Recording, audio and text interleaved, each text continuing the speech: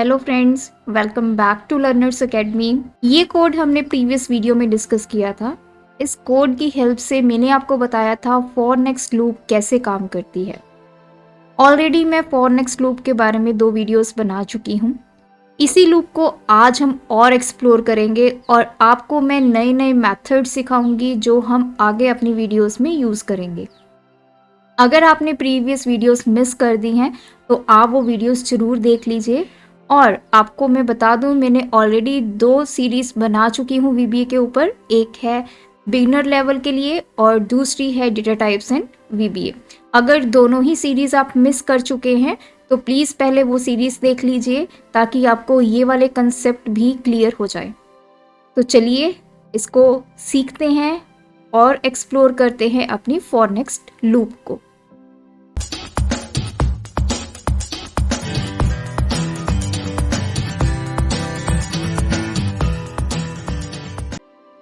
देखिए यहाँ पे जो मैंने फॉर नेक्स्ट लूप बताई थी उसमें हमने रेंज यूज़ की थी।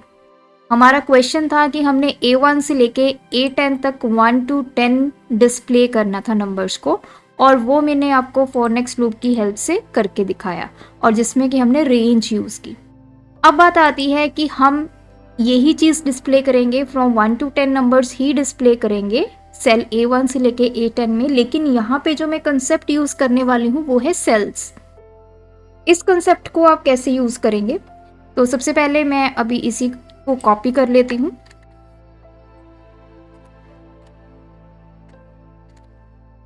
तो देखिए डेटा मेरा कॉपी हो चुका है। यहाँ पे हम अपने सब प्रोसीजर का नेम जो है वो चेंज कर देते हैं।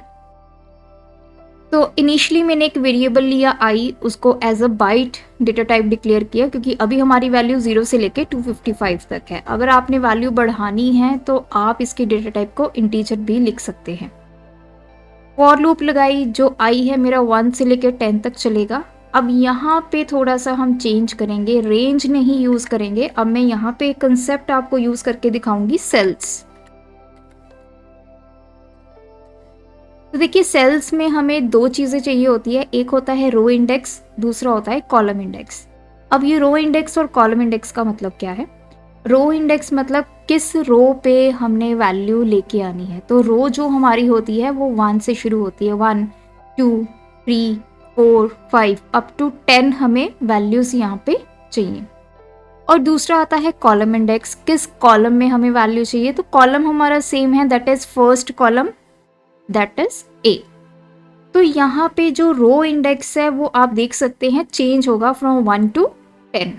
तो इसके लिए या तो मैं अलग से वेरिएबल लूँ या फिर मेरे पास ऑलरेडी एक वेरिएबल मैंने डिक्लेयर किया हुआ है आई, उसी को मैं यूज़ कर सकती हूँ।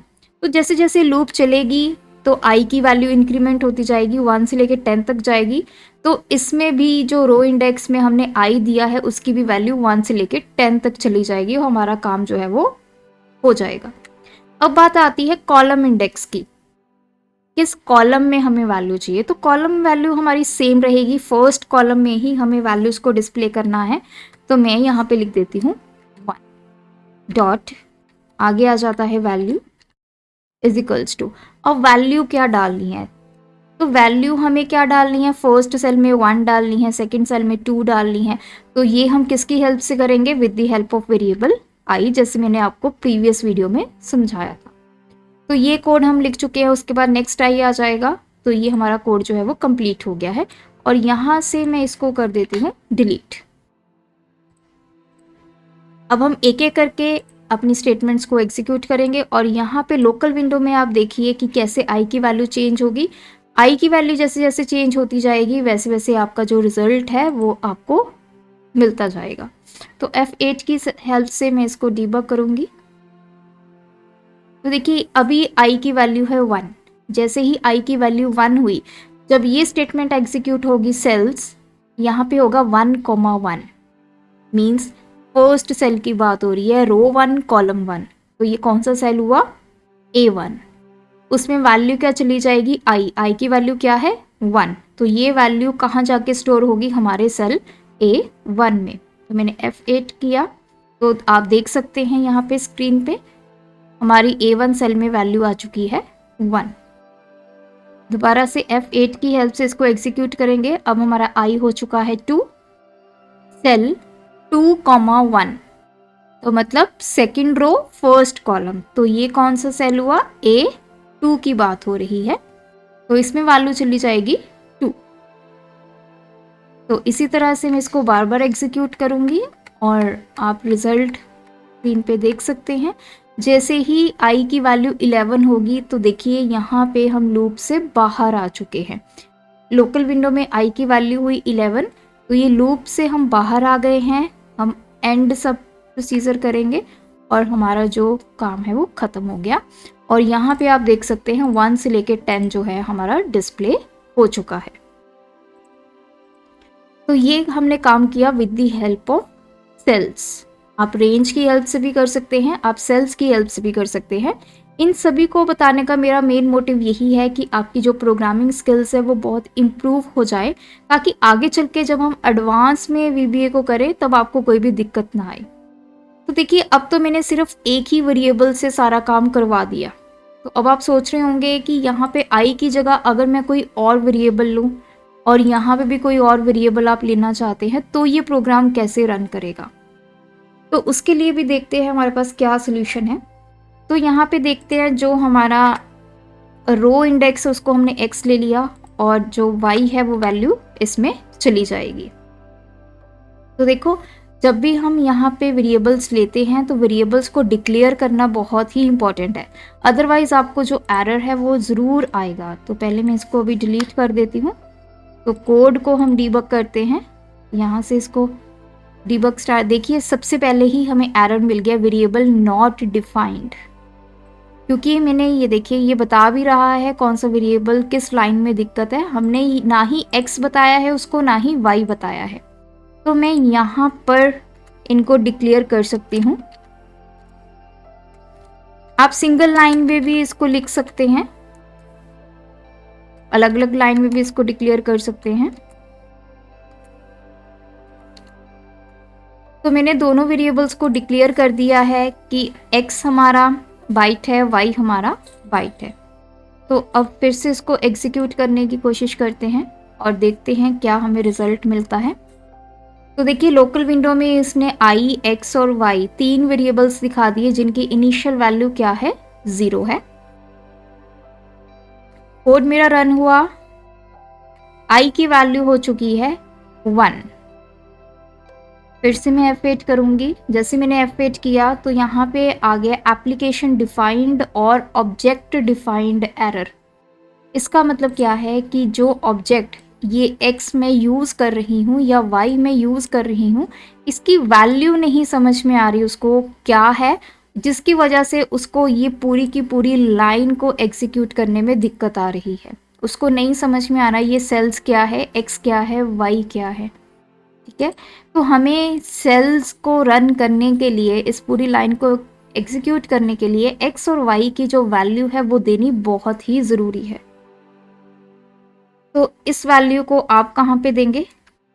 जब आप वेरिएबल डिक्लेयर कर देंगे तो उसके बाद इसकी आप वैल्यू जो है वो देंगे। अब वैल्यू क्या होगी x में? तो देखिए हमें सबसे पहले A1 सेल चाहिए, जैसे मैंने आपको प्रीवियस एग्जांपल में बताया। इस सेल में x की वैल्यू भी 1 होगी क्योंकि वो आपका रो है, रो इंडेक्स भी 1 होगा, कॉलम इंडेक्स भी 1 होगा। तो हमें रो इंडेक्स क्योंकि चेंज हो रहा है इसकी वजह से मैंने रो इंडेक्स को ले लिया था x, और हमारा जो कॉलम इंडेक्स है वो 1 रहेगा क्योंकि एक ही कॉलम में है, दैट इज A। तो इसका मतलब x की वैल्यू शुरू होगी 1 से। तो मैं यहाँ पे लिख देती हूँ x इक्वल्स टू 1। अब आ जाती है y की वैल्यू। अब मुझे A1 सेल में, अब ये तो हो गया सेल्स 1,1 डॉट वैल्यू, मीन्स हमारा फर्स्ट रो फर्स्ट कॉलम क्या बना? A1 सेल बना। उसमें क्या वैल्यू चली जाए? y की वैल्यू। लेकिन y की क्या वैल्यू है? तो फर्स्ट सेल में मुझे क्या डिस्प्ले करना था? 1। तो मैं इसको वैल्यू दे देती हूँ 1। तो फिर से इसको अब हम डीबग करते हैं और देखते हैं हमारी लोकल विंडो हमें क्या दिखाती है। i की वैल्यू 0, x की वैल्यू 0, y की वैल्यू 0। आगे एग्जीक्यूट करते हैं इसको। x1 हो गया, y1 हो गया। जैसे ही ये एग्जीक्यूट हुआ तो आप देख सकते हैं हमारे A1 में वैल्यू आ चुकी है 1। अब मैं नेक्स्ट आई डिबग करूंगी तो आई की वैल्यू चेंज हो गई है 2। फिर से हम F8 करेंगे, अब आई की वैल्यू तो 2 हो गई है। अब इसको पता है कि ये वाली लाइन 10 बार मुझे एग्जीक्यूट करनी है। फिर से मैं एग्जीक्यूट करूंगी तो देखिए अभी भी x की वैल्यू 1 है, y की वैल्यू 1 है, जबकि x अब 2 होना चाहिए था क्योंकि हमें A2 में वैल्यू लेके आनी है 2, जिसकी वजह से x भी 2 होना चाहिए था, y भी 2 होना चाहिए था, लेकिन y भी अभी 1 है और x की वैल्यू भी अभी 1 है। तो मैंने फिर से इसको एग्जीक्यूट किया तो ये 10 बार तो मेरी लूप चलेगी। देखिए i की वैल्यू तो हर बार इंक्रीमेंट हो रही है, लेकिन A1 के बाद हम A2 पे नहीं आ रहे, A3 पे नहीं आ रहे, A4 पे नहीं आ रहे। वो किस वजह से? क्योंकि हर बार x और y की वैल्यू क्या है? 1। तो हर बार जब भी लूप चल रही है तो ये क्या कर रहा है? A1 सेल में वैल्यू भेज रहा है 1। हमेशा x और y की वैल्यू 1 रही तो A1 में 1 वैल्यू, A1 में 1 वैल्यू। 10 बार इसने यही काम करना है, लेकिन मुझे काम क्या करवाना है? अब मुझे A2 में क्या चाहिए? 2 चाहिए, A3 में 3 वैल्यू चाहिए, A10 में 10 वैल्यू चाहिए। तो उसकी वजह से अभी देखिए ये i की वैल्यू इसने एग्जीक्यूट कर दी, 10 आ गई, i की वैल्यू 11 आ गई, लूप से हम बाहर आ चुके, लेकिन स्टिल हमारे पास A1 सिर्फ 1 रहा, बाकी कोई भी वैल्यू हमारे पास नहीं आई। तो गलती हम क्या कर रहे हैं यहाँ पे? जो x और y हमने शुरू में तो बता दिया कि 1 से शुरू होगा, लेकिन x और y की वैल्यू इंक्रीमेंट भी तो होगी, तभी हम A2 सेल पे आएंगे, A3 सेल पे आएंगे x की वजह से, और y की वजह से हमारे पास A1 सेल में 1 वैल्यू जाएगी, A2 सेल में 2 वैल्यू जाएगी, A3 सेल में 3 वैल्यू जाएगी, एंड सो ऑन। तो मुझे इनको भी क्या करना है? इंक्रीमेंट करना है। तो इनको आप कहाँ पे इंक्रीमेंट करोगे? i की वैल्यू इंक्रीमेंट होने से पहले x और y की वैल्यूज क्या हो जाएंगी?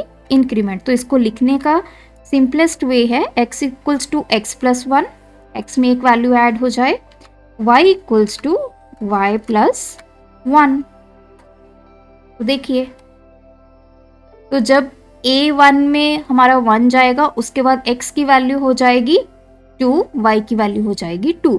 जब नेक्स्ट टाइम ये लूप रन होगी, i की वैल्यू 2 होगी, तो हमारी x में 2 वैल्यू होगी, y में 2 वैल्यू होगी। तो लोकल विंडो की हेल्प से ये कंसेप्ट आपको क्लियर हो जाएगा। इसको हम दोबारा से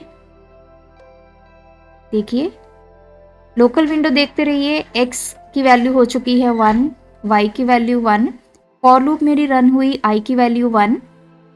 तो ये सेल्स वाली जो स्टेटमेंट है ये रन हुई, जिसकी वजह से हमारी A1 सेल में वैल्यू आ चुकी है 1।